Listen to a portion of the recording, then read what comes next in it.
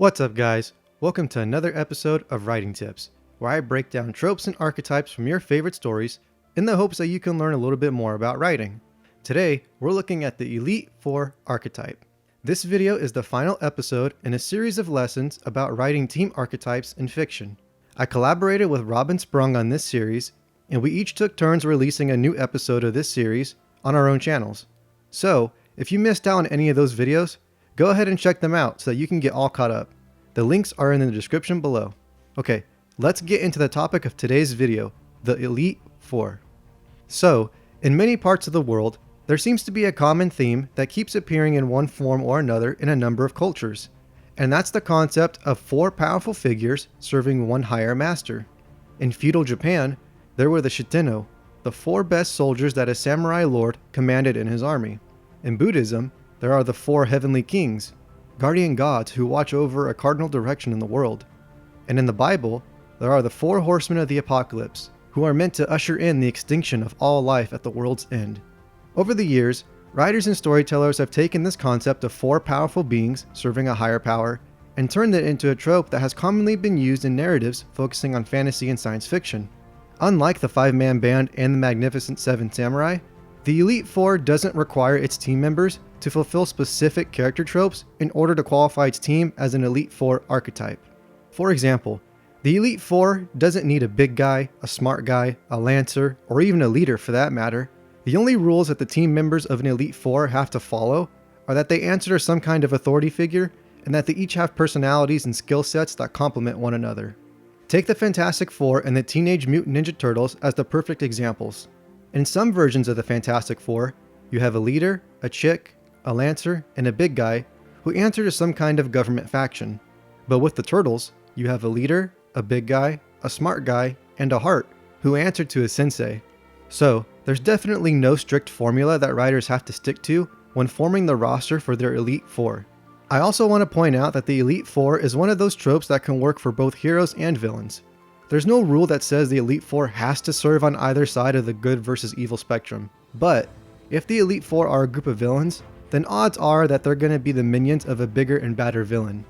And since the Elite Four answer to a stronger fifth character, who is the ultimate authority, that technically means that there are 5 members to the Elite Four, and so this trope could possibly overlap with the 5-man band. But, this is only the case if all of the character tropes match up to the formula of the 5-man band. Remember, just because there's a slight difference between a team of 5 characters with an internal leader and a team of 4 characters with an external leader, that doesn't make these two team archetypes one and the same. A good example of this discrepancy can be found with the 4 Horsemen in the Darksiders series. Together, the 4 Horsemen make up the Elite Four, but they serve a group of supernatural beings known as the Council. But the Council just sits back and doesn't do anything except boss the Horsemen around. They don't go out on missions with them, and they don't bother to build a relationship with their subordinates. So, because the Council doesn't take a proactive role in leading the team, it doesn't matter if each of the Horsemen fulfill the Lancer, Smart Guy, Big Guy, and Chick archetypes, because the Council members themselves don't fulfill the Leader archetype. That's why they're not a 5-man band. In fact, some stories might even feature the Elite Four rebelling against their master, especially if they uncover some kind of dark secret that leads them on a path for justice. Here are some examples of the Elite Four archetype. Like I mentioned before, the Fantastic Four and the Teenage Mutant Ninja Turtles are classic examples of this trope. So are the 4 Horsemen of the Apocalypse, regardless of which iteration they are, whether it be as supervillains in an X-Men comic, or as the protagonists in a video game franchise like Darksiders. The Ghostbusters are another good example of this trope. The 3 Musketeers evolve from being a power trio to an Elite Four whenever they take D'Artagnan under their wing. There's also the Deadly Viper Assassination Squad, who answer to Bill in the Kill Bill movies. And whenever Amy isn't around, the A-Team qualifies as an Elite Four also. The Incredibles count as an Elite Four in the first movie, but not in the second movie. And that has more to do with the team being split apart than it does with Jack-Jack being the 5th new member of the team. In Rise of the Guardians, Santa Claus, the Tooth Fairy, the Easter Bunny, and Sandman are an Elite Four who serve the Man in the Moon. They transcend into a 5-man band when Jack Frost joins their group. Star Wars even has a version of the Elite Four found in the Black Ops team Clone Force 99, aka the Bad Batch, who were featured in the 7th season of the Clone Wars. In The Wizard of Oz, there's Dorothy, the Scarecrow, Tin Man, and the Cowardly Lion, and they pretty much act as unintentional vassals for Glinda the Good Witch of the North.